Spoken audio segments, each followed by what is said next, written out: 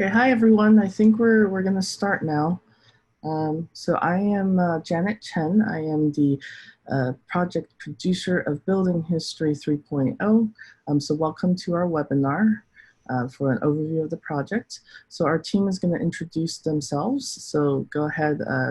First is Kim Bathker. Hi, my name is Kim. I'm a full-time teacher, and on this project, I'm the Educational Technology Specialist. Hi, my name is Melody Chen, and I am the project coordinator. Hi, everyone. My name is Lailani Gadia, and I'm a project assistant.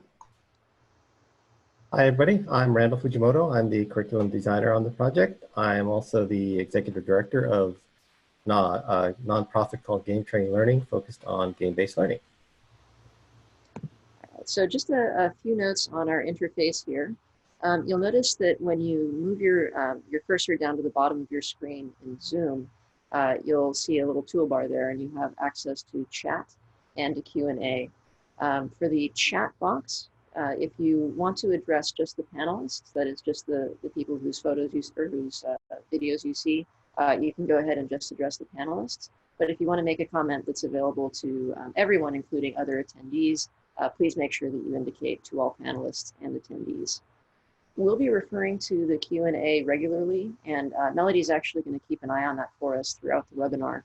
So if you have a question that's on a particular topic as we're discussing it, please feel free to put it in the Q&A. If we catch it in time, we'll address it in a timely way, like as we're discussing a particular topic. If we don't get to it, or if we feel like it's better to save for the end, we will have some time devoted to answering those remaining Q&A questions at the end of the webinar. And just a note about our terminology. The term incarceration camp has different words used for it. So anything from prison camps to concentration camps. And for our project, we've decided to use incarceration camp for the adults and prison camps for the younger kids. So we've consulted with UCLA faculty who specialize in the Japanese American camps, and also Densho, people from Densho, and that's what we decided to use for our project. And if you have any questions or want to look into the terminology more, there is a URL that we'll send you on the Densho website that you can look at for an explanation of all of this terminology. Okay. And just a quick history about our project. So it is a collection of resources that is online for free to use on our website. It includes lesson plans, timelines, maps, the short documentaries. We'll see one of them, a couple of them today, and of course the Minecraft activities that we will definitely be going through today. And the history of it is a lot of the stories are inspired by and of the Tajima family, and our project director is Professor Renee Tajima-Peña. She's also a professional filmmaker, and she teaches Asian American Studies at UCLA. Her son, Gabe, was actually talking with his grandmother, Renee's mother, Marie, and Marie was sharing her experiences at the camp with Gabe. And Gabe, at that time, was younger and started to get into Minecraft, and he loved playing Minecraft. So he actually conceived this project from that experience. And you will actually be meeting younger Gabe and his grandmother Marie in the first clip that we will be seeing from one of our videos.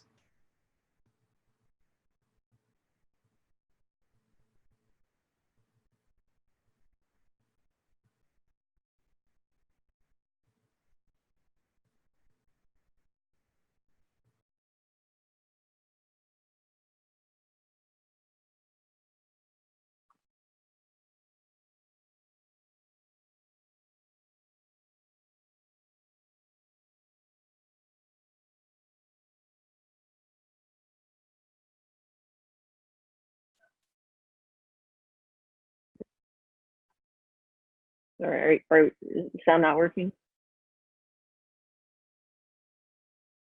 Sound's not working. Okay. I don't think there was sound. Let's see.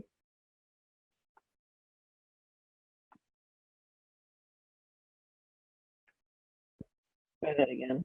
Sorry about that.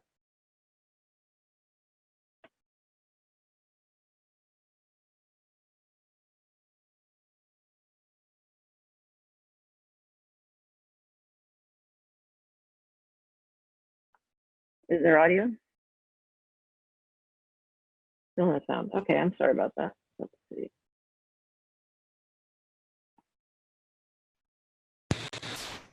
I was talking to. I needed a lot of help knowing what the camp itself looked like. I'm going to It took me around. We're just a few seconds in. Did you hear the audio just then? Okay, apologies for that. Here we go. Peña. I went to Hart Mountain, Wyoming. I went with my grandparents, Kelvin and Renee Tajima, my uncle Bill Ujier, both my parents, Armando Peña and Renee Tajima. My grandmother was about 13 and my uncle Bill was 12 when they first got to the camps. By the time they got out, they were both 16 and 17. See, there's the interpreters center right there to the left. When I got to Wyoming, the first thing I saw was desert. It was desolate desert.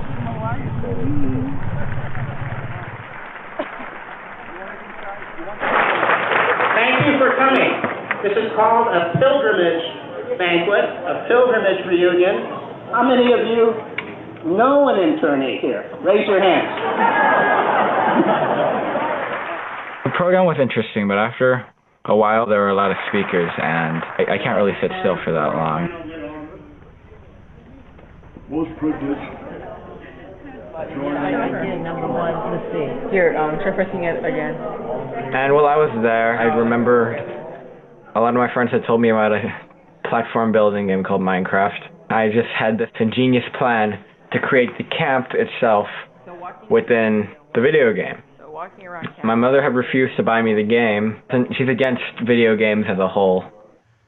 And then when I came up with this idea, she got extremely excited and immediately bought me the game. You can build anything from a block of stone to the White House. It really took just a couple of days before I actually began building the camp, because I couldn't help myself. I just kept blowing things up for several days. The barrack is ready for its close-up. I was talking to. I needed a lot of help knowing what the camp itself looked like. They took me around part of the camp and showed me where the site of the swimming hole, the barracks used to be. When I first told my grandmother about this project, she was very excited, although she did not know what Minecraft was. She wanted to help as much as she could. Look, I found My grandmother told me what camp life was like, gave me notes on the inside of the barracks, and my Uncle Bill had helped me with telling me what the latrines looked like. I had met this guy named Randall Fujimoto. He liked combining video games with learning history. So I showed him my project and he decided to do a workshop for kids to teach them about the Manzanar camp by building it in Minecraft. He had invited me to help co-teach his class for several weeks.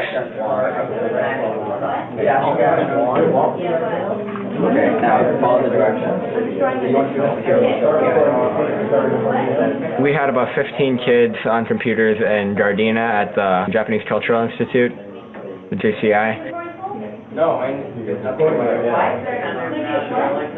the roller coaster thing that we fall off.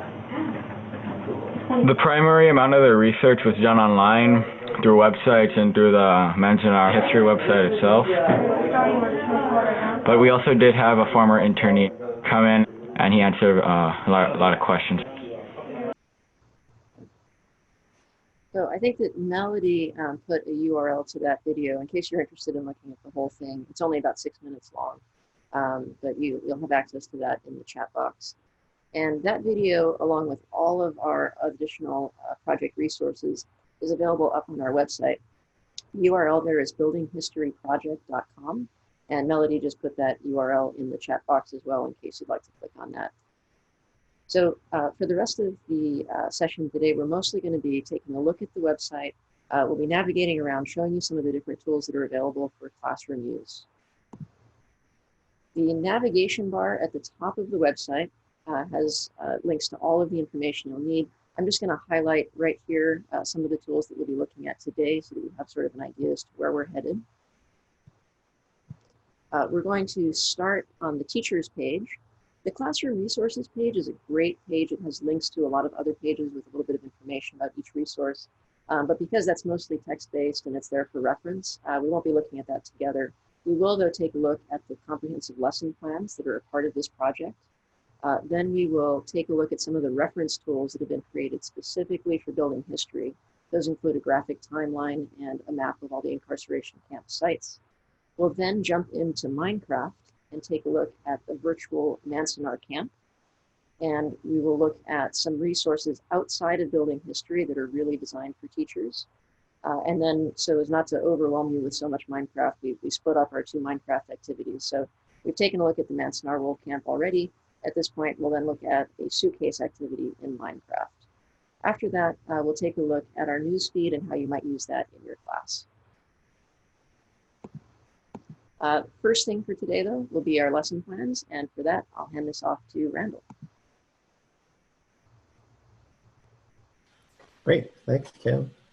Okay, you can see on the screen there, we have a collection of 5 lesson plans on the site. So 3 elementary plans. There are actually 2 elementary plans plus a suitcase activity lesson, which is geared towards elementary students. Can be used for middle school and high school too, if it's a very simple plan we'll go through later on. And the middle school, high school lesson plans are more involved. Let me take a look at the site and the lesson plan page on the site here. You can see my screen here.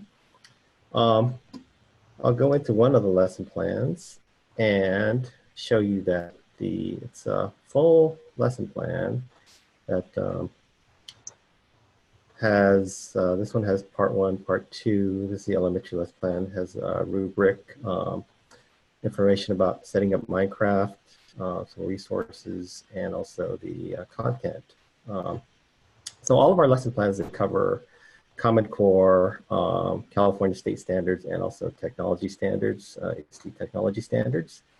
And they also focus on themes of citizenship, civil liberties, democracy, immigration, along with personal themes such as perseverance, resourcefulness, and resilience.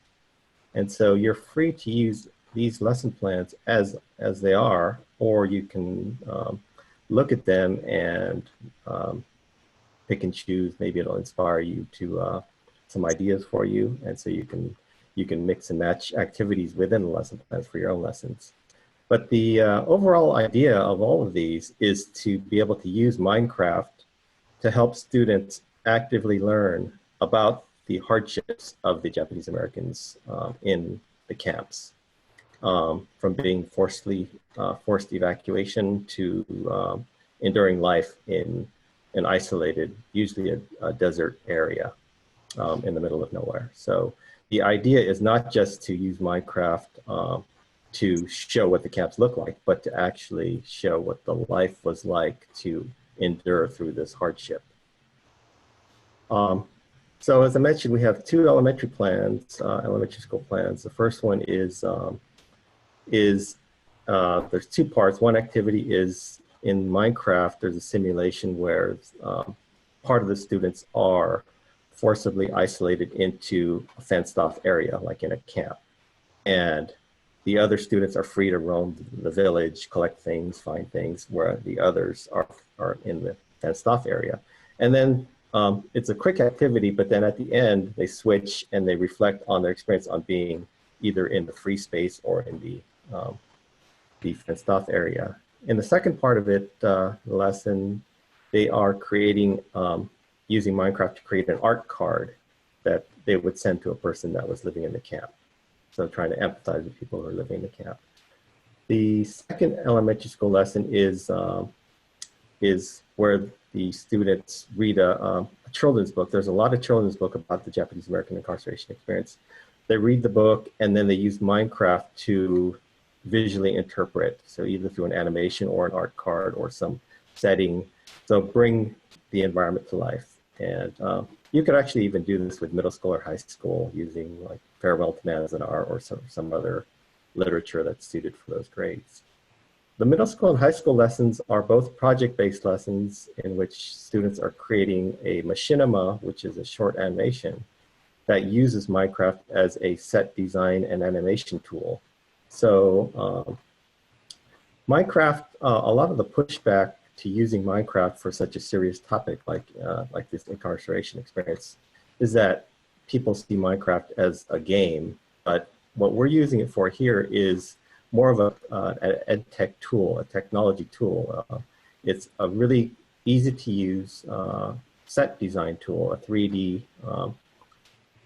it's like a simple 3D CAD tool and an animation tool wrapped into one that kids already know how to use, that they can make sets, they can make animations very, very quickly. So that's what the projects focus on here, to create a short animation using Minecraft to recreate camp life.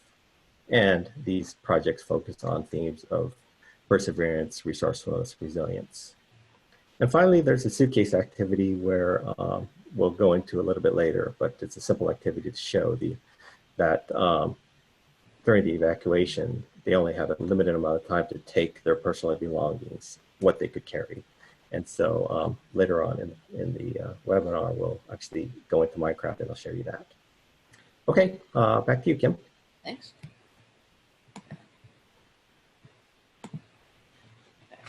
So what you're seeing here is a classroom that we were fortunate enough to be able to visit. This is Glenn Kitayama's 5th grade class at Castellar Elementary School.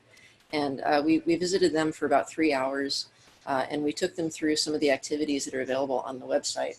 And we feel it's important to mention it. Rendell indicated that there's some pushback to using Minecraft to teach about such a serious topic. We wanted to emphasize that it really is a lesson, or the lesson plans that we have are really aimed at letting students know about the hardships of life in the camp. Certainly students are excited to be able to use Minecraft in class, but these students took the activity very seriously. They really didn't get off task. We had one group of about 3 kids who, after they had finished their assigned activity, did get a little bit crazy in Minecraft, but for the most part, the entire class was on task the whole time. And for a 5th grade class, that's a pretty big accomplishment for a 3-hour lesson. So I think that it's very possible and very doable for teachers to use this lesson and to really set the tone to let students know that this is a serious topic that deserves serious attention. So we're going to switch gears and look at a few of the additional resources that are available on the website. If you go to your References tab on the toolbar, the first thing you'll notice is the graphic timeline.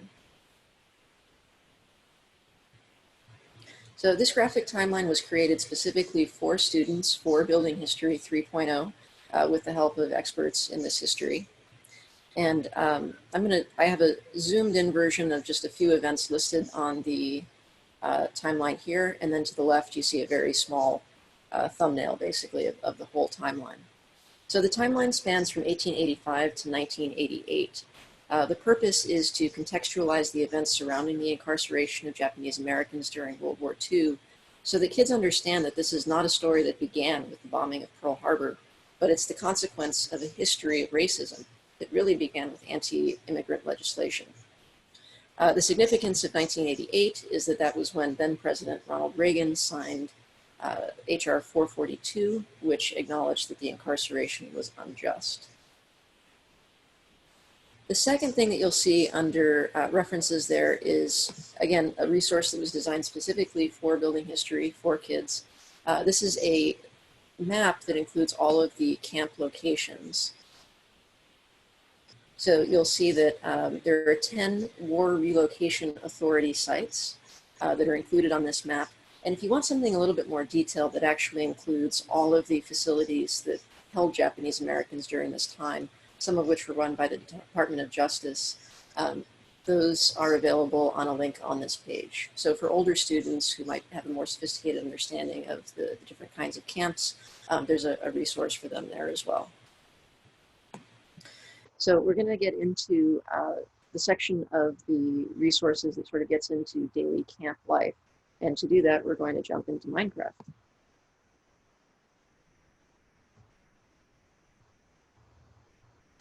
Okay, I guess I better unmute. Okay, let's jump into Minecraft here. Okay, can we all see that? So, great.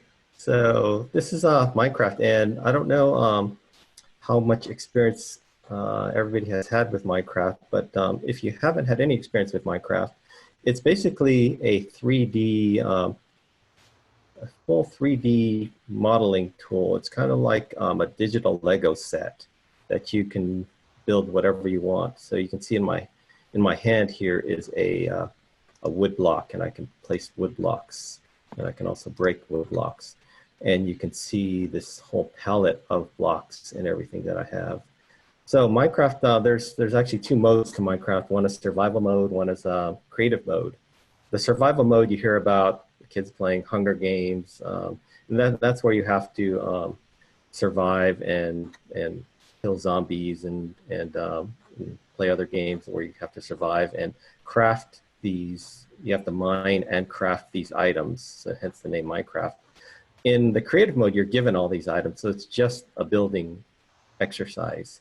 And this is, maybe more popular because it is very creative. It is, they call it creative mode because you have the choice of using any of these blocks and building anything you want. So this entire replica of the camp here was built block by block. So this, from this road to this guardhouse to all these things.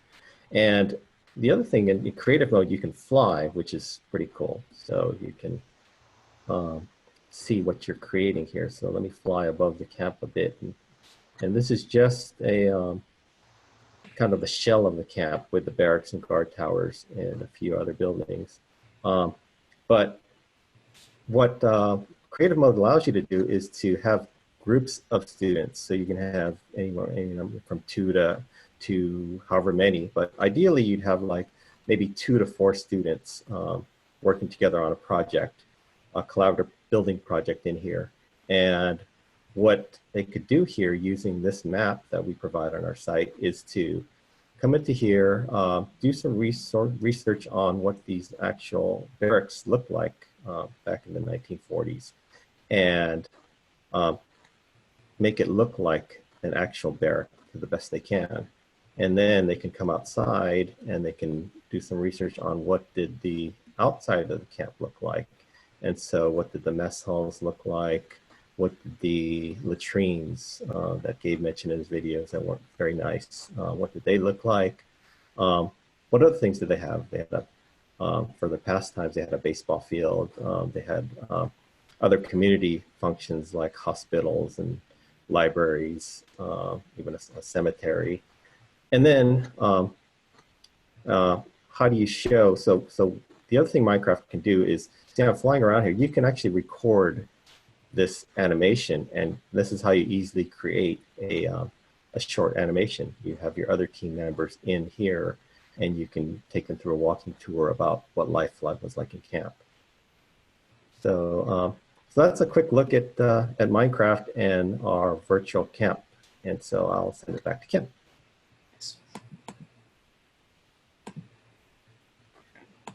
So if you'd like to find that camp download on our website, it's available for free. Just visit the Minecraft tab, and then you'll see the link to the Manzanar virtual camp. We also have on that page links to or information about a couple of activities that you might do with younger students in this particular camp. So when we visited the 5th grade class at Casteller, we did a couple of things with them.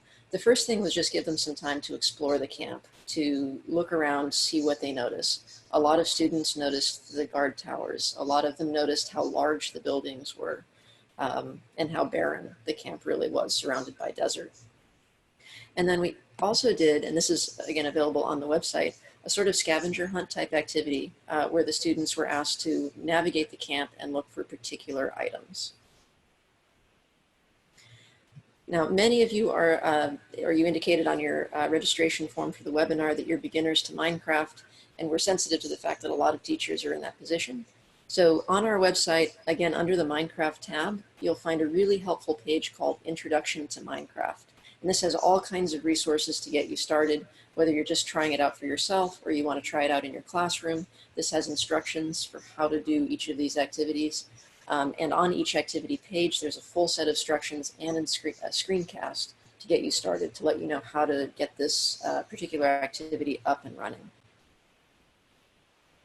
So we'll come back to Minecraft in a little bit, but for now we're going to jump to another tool that's available under the References tab, and that is our partners' websites. So in developing this project, we worked with many different organizations. 3 of them were Densho, the Japanese American National Museum, or JANM, and the Smithsonian. We've really worked hard to cull the resources that are out there for teachers to teach about the Japanese incarceration camps, so that we found tools that we think that teachers will really find helpful. As a teacher, I'm constantly looking at websites that tell me, here are 100 tools for teaching this particular topic. And that's great, but it's a lot of time to take just to go through those resources. So we've really tried to narrow it down and provide some contextual information about each of the resources. Just a few of the highlights. JANM has a digital speakers bureau, which will arrange for students to conduct interviews with volunteers over the internet. So if you'd love to have maybe a survivor of an incarceration camp speak with your students, but you can't arrange that in person, JANM will facilitate that. Densho has a really wonderful set of resources. One of them is an online course. It takes about 2 to 4 hours for teachers to complete online. It's specifically designed for teachers who want to learn more about the incarceration camps before teaching it in class. Densho also has a really well-populated photo archive that we use with the students. And so it's fully searchable, it's totally free, students can access it. And so when the students at Casteller Elementary were doing research, and you saw this also in the documentary about Gabe's Heart Mountain, they were able to find these really detailed photographs of what daily life was like in camp. And so this is just a smattering of some of those photos that are available for free from Densho.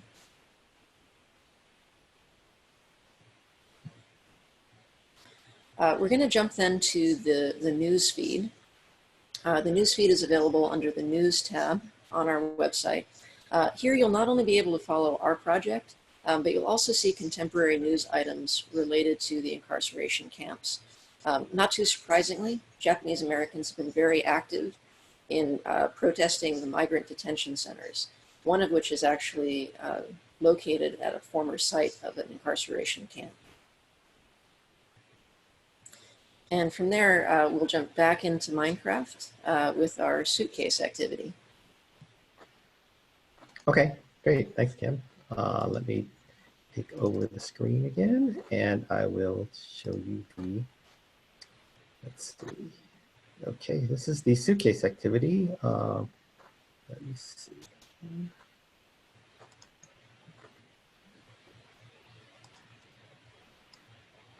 Okay, you can see here that it's just a single room here. And the idea behind this activity, it's a simple activity to show the hardships of the evacuation. So even before they got to camp. So in February 1942, the government put up those evacuation notices and telling the Japanese Americans, people of Japanese ancestry, that they had a limited amount of time, usually 48 hours, to evacuate their homes and to take what they can carry. So they had to get rid of their, a lot of their belongings. They had to get rid of their businesses. A lot of them, they had to sell their big appliances, get rid of cars, and pack up everything that they could carry. So the exercise about shows that that the sense of loss that people had to go through during that time. And so what we did here was to try to recreate that feeling, was to show that here's your belongings in these chests here, and you can only take 10 of these, or 6 of these. And so you can pack, you'd select 6 things that you'd want to bring to the camp. and you put them here in your inventory, and you would take them. Oh, you do this in a pair, so 2 students at a time, and each student would go and into the suitcase. We can put the items in the suitcase, and once each student finishes putting the items in the suitcase, they can go and see what the other person put. And on the evacuation notice was a listing of things that they could take and things that they were forbidden to take.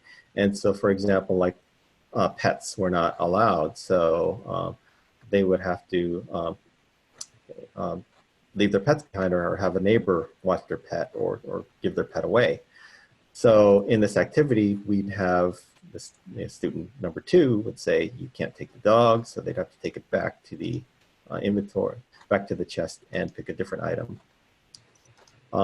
And then at the end of the activity, you could have a discussion where you'd ask which were the most popular items that they chose, which items did students choose that were not allowed, and discuss why. And then also, maybe you can say, if this happened today, then if you had to be evacuated within 48 hours, what 6 things or 3 things would you take of your personal possessions, and what things would you have to leave behind? So it's a lesson about loss and empathy in this time. So, okay, that's it. Back to you, Kim. Thanks. So to access that, that activity on the website, that again, since it's a Minecraft activity, will be under the Minecraft tab. And as a reminder, we do have a full lesson plan that goes with the suitcase activity that is on our teacher's lesson plans page. Next, we're going to take a look at the collection of short documentaries, again, that was made specifically for building history. Okay, and this is my part, and hi again. I am Janet. So I am the project producer, but I'm also the assistant director at UCLA Center for EthnoCommunications.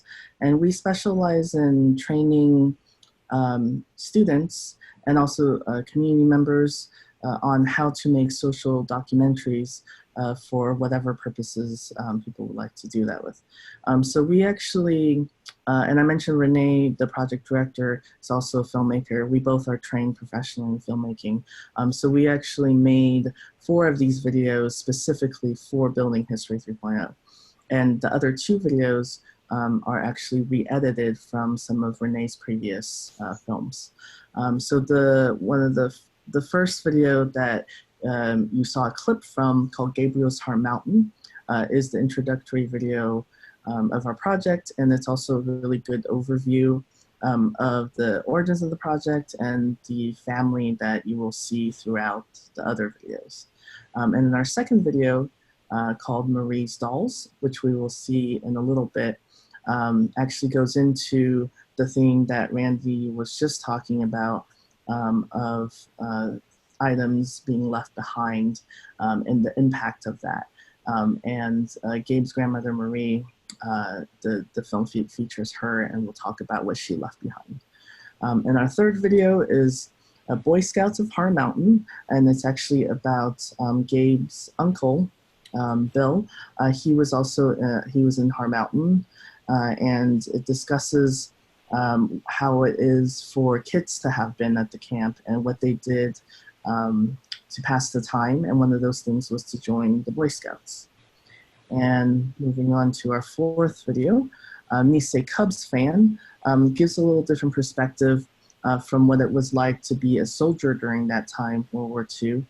Gabe's grandfather, Cal Tajima, was actually a soldier during the war, and it discusses his experience through his love of the Chicago Cubs and why that was important to his story and his experience.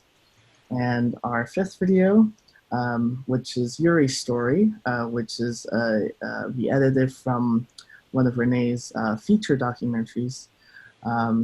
This features Yuri and Bill Kochiyama, who are probably arguably one of the, or couples and Yuri herself, a well-known figure of Japanese American history.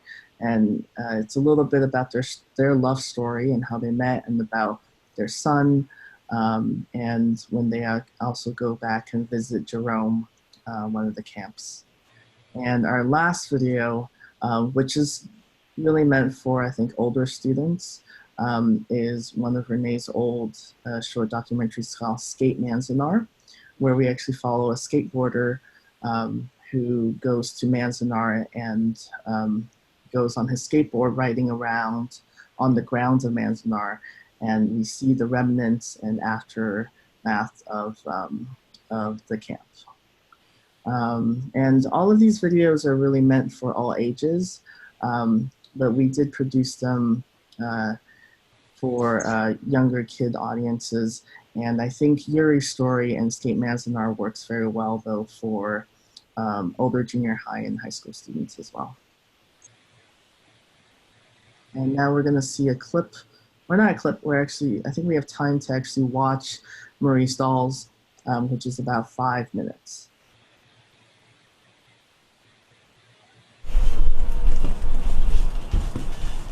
It's here. It's here. Can't wait, can't wait. Wow, look at all this.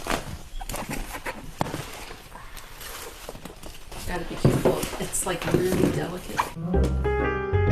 Well, I had a whole set of Japanese Girls' Day dolls. So Grandpa said the person he worked for had a niece in Virginia, in Richmond, Virginia. He said, well, it would be nice to send it to her because she was about the same age as I was.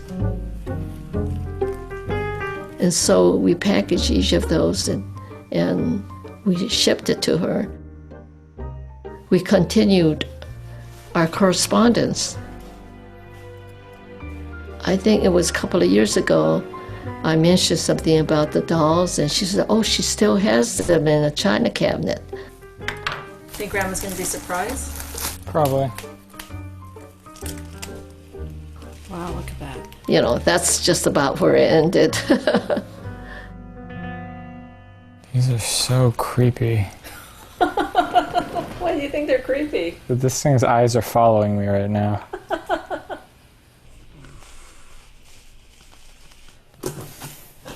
How old was she when she went to camp? 1942? So she would have been about 1942. She would have been about 13. She's like a little bit younger than you are now.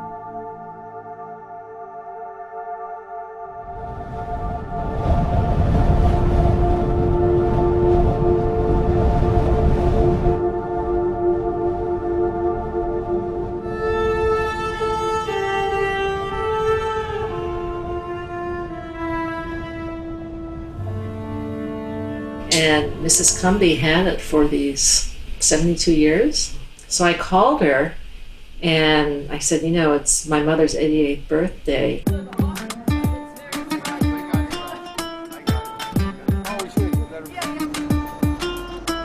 you're here already.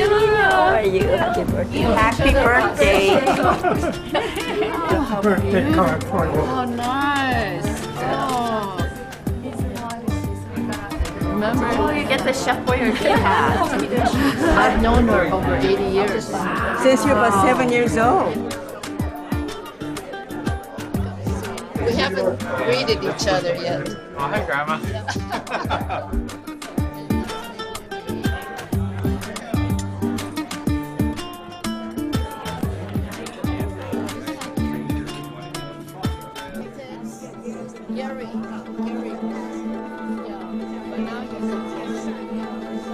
So I think we're ready.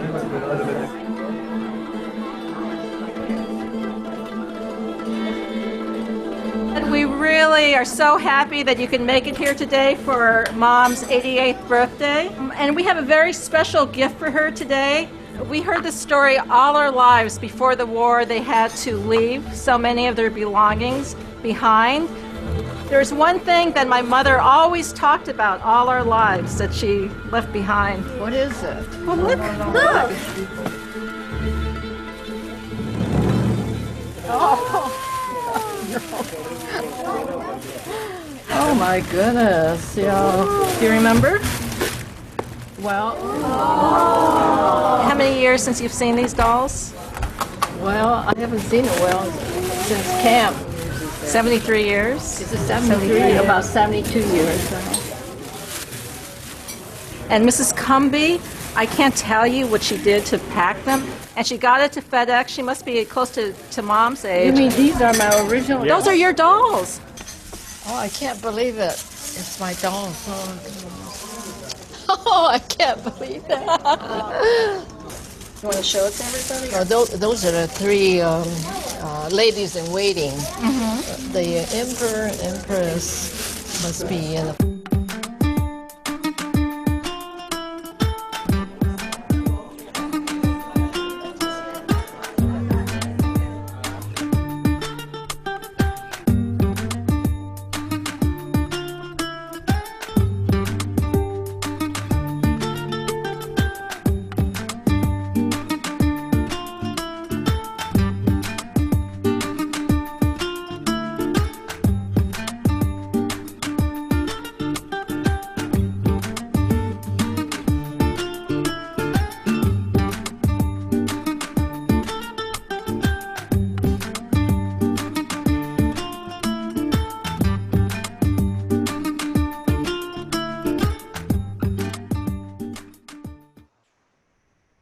So we realize we've gone through a lot of information.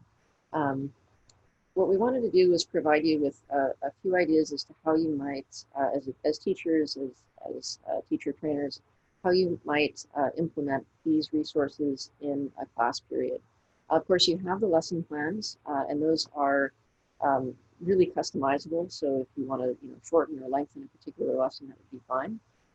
Unfortunately, we know that some teachers are really restricted in terms of their timing. And so if you had maybe an hour or 2 hours to cover this content, based on what theme you want to focus on with your students, we have a few suggestions as how you might actually implement these tools. So we do feel like the graphic timeline and the campsite map provide some really important historical context, and that those are really customizable for different age groups. So teachers can decide, how to use those kinds of tools in a classroom. And that would take, between 20 and 30 minutes or so. And if the theme of your class is what's left behind, which is a really potent part of the incarceration experience for many Japanese Americans, you might then have your students watch that video, Marie's Dolls, and discuss, what does it mean to be forced to leave those things behind? How is that dehumanizing? And how do our possessions help us to maintain a sense of identity and dignity? And then you might, after they see Marie's Dolls, have them try out the suitcase activity in Minecraft, because that really, it kind of personalizes the activity and forces the students to put themselves in the shoes of someone who is being forced to evacuate their homes and leave some important possessions behind. Another thing you might choose to focus on might be daily life in the camp. And we have a lot of resources to help kids understand that. So again, you might start with the graphic timeline and the campsite map, just as a historical background for your students, depending on what their knowledge base is already. And then if you want to focus on daily life, you might have them then explore the virtual camp in Minecraft. And maybe then do an archival search on Densho to compare what's in the camp versus what's in those archival photos. And if you have a group of students who are fluent in Minecraft, then you could even have them build in Minecraft. So create some of the things that they see in the archival photos that they don't see in the very barren Minecraft map that's provided. So for example, when we brought this workshop to Castelar, the students heard that there were gardens, they heard that there were baseball fields, and so they had about a half hour to then build those extra components to the camp in the virtual camp so that they got a better understanding of what it really was like from day to day. And then there's another video, we didn't screen it today, but it's called The Boy Scouts of Heart Mountain, and it focuses on a group of now older adult men who were Boy Scouts in Heart Mountain. And they talk a lot about what it was like being a child in camp. And so that really hits home the idea of daily life camp as well.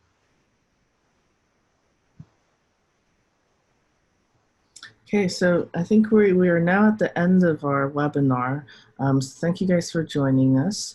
If you have any additional questions, please feel free to type it into chat or Q&A, and we'll answer it as much as we can right now. And if you have any more questions, you think of anything else after we finish today, feel free to email us at buildinghistoryproject@gmail.com.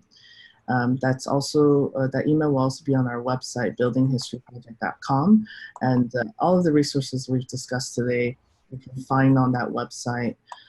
So definitely check it out. All of the videos and lesson plans and just how to Minecraft is all on there. And I also wanted to plug a little bit, if you are local in Los Angeles, we will actually be at the Japanese American National Museum's Family Festival this Saturday on August 10th. It's a little Tokyo in downtown LA. And we'll be there the whole day from 11 to 5 if you actually want to come and look at some of the Minecraft or videos with us, we'll be there. And so if anyone has any questions or chat, let's take a look at that. So we have one question from Milton. And he says, how do you invite students into the conversation about the tension between the architecture of dehumanization and isolation and the efforts to maintain a sense of community and humanity? I think, Randall, you touched on this a bit in the chat. But yeah, I can expand on that a little bit. Yeah, thank you, Milton. Very good question, because you think that if a population of people are unjustly incarcerated, and there would be a lot of outrage about, as you say, the dehumanization and isolation, which there was, and later on even factions of people. There were actual riots in the camps about people that wanted to resist versus people that wanted to just conform and say, okay, let's endure this. I think gradually as they lived there longer, they kind of saw that this is something that we're not going to get out of for a while. And I mentioned in the chat that the term gaman means to quietly endure. And so whether or not gaman is valuable today in our society where we need activism, we need people to not quietly endure, we need people to act. But in situations where you can't do anything about it, like say the immigrants today at the border, they can't do anything about it. They have to endure or else give up. So gaman it came from that value comes from the Japanese immigrants. It's an old Japanese value that to quietly endure and you can make it through things. I think that's a key lesson that we want to show, that this is how the mindset of the Japanese and Japanese Americans that were in the camps, through this sense of gaman, they were able to get through and endure through the hardships of camp life. If I could chime in too, I think it's a great question because it's hard for students, I think, and kids to understand the gravity of some of this. They're curious about what daily life was like in the camps. They're curious about what kids their age might have experienced at that time. And so we really try to meet them where they're at in this project. So if you even go through the list of the videos, a lot of students will find something to relate to there, right? All kids have some favorite toy that they wouldn't want to part with. And they'll see something to relate to in Marie's dolls. A lot of kids are Boy Scouts, and so they'll listen to stories of camp survivors who were Boy Scouts in camp and compare that to their own experience. So I think that what this project does is, like I said, try to meet kids where they're at, get them engaged so that they can understand the bigger picture through the smaller pictures, right? The microcosm.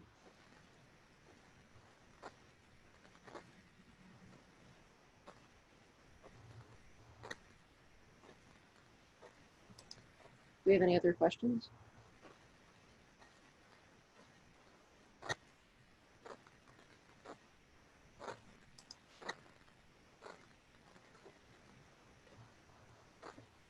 Doesn't seem like any questions, so maybe I can ask a question to the people there.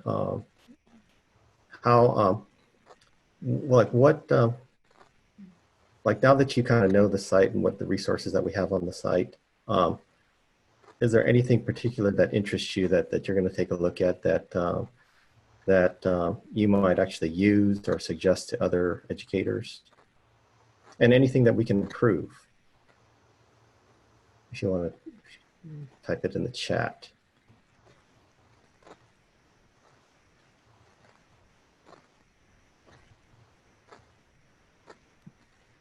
Maybe while you're thinking about that, about things that you might use and things we might improve, Milton had another question, asked if there are any particular elements of the website that we have found resonate more strongly with students. I think anyone on the team can answer this. I found that the videos are a really accessible point for them to access the project. I think that the Minecraft activities for students who are so inclined are also really powerful. And students really relish the chance to do independent research. So while you might assume that an archival photo search would not be the first thing that they would jump to, if they're given a little bit of instruction in terms of how to search the Demsure website, they really get into looking at photos of what camp is really like. I think that doing that dispels a lot of sort of romantic notions about what they might have. I mean, we call it camp, and they see barracks and they think camp, but seeing photos of the desert and the real living conditions is a good entry point for a lot of students, I think.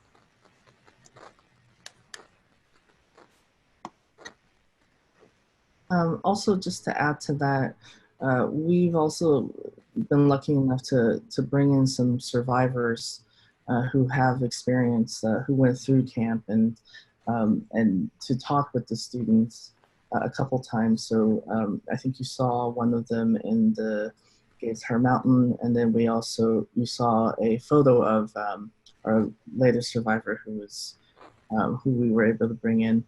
So if I think any educators, there's Michi in that photo that we were able to bring in to tell her story during camp. And if anyone is interested in that, the Japanese American National Museum actually has a program where they can connect educators to survivors, where they can either call in, or I'm not sure if they can also go in person if you're local, to actually talk with the students. So that link is also in our references in our resources page. So you can find that link there.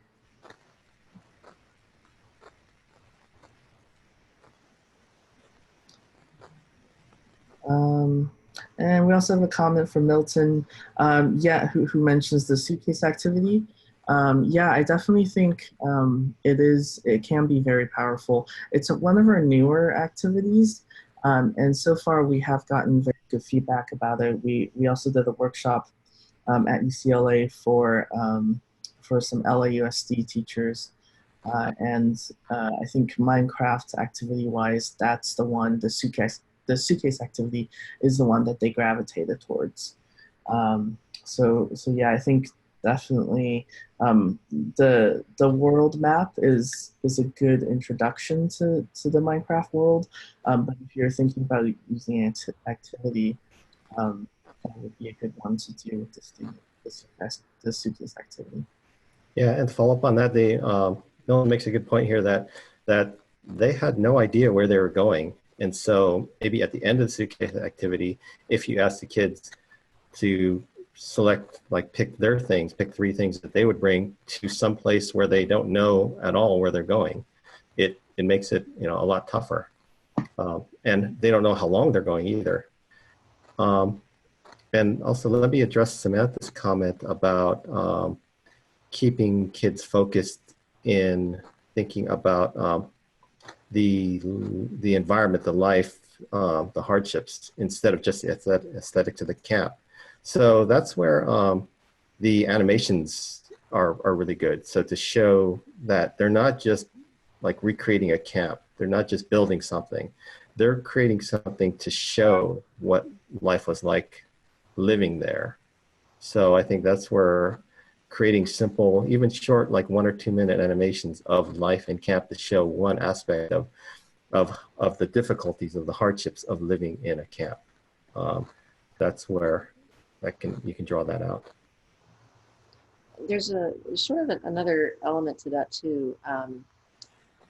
When Mitri visited our workshops, she talked about the fact that a few weeks before the evacuation orders were actually issued, her uncle went to Manzanar in order to start building barracks.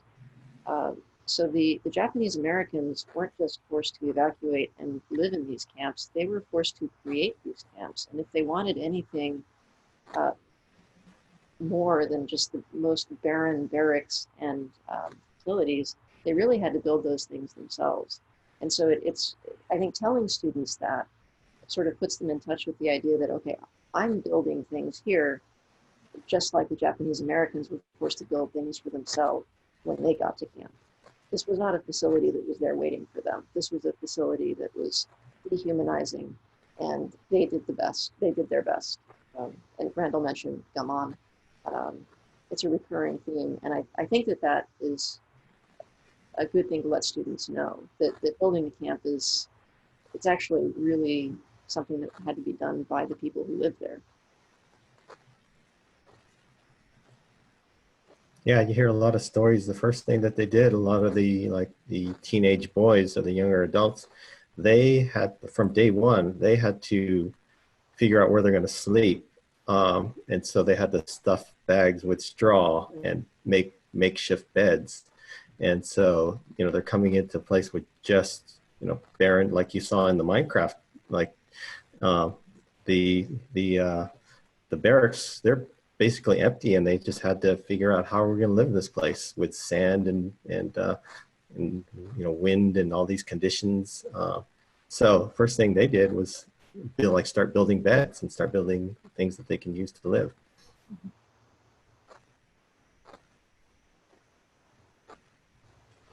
So I think we're past the hour now, so I think we're gonna wrap things up.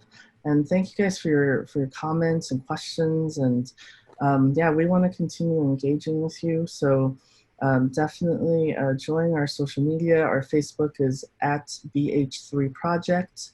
If you go on our website, you'll also find links to our Twitter and Instagram, and also Facebook if you just want to click on that.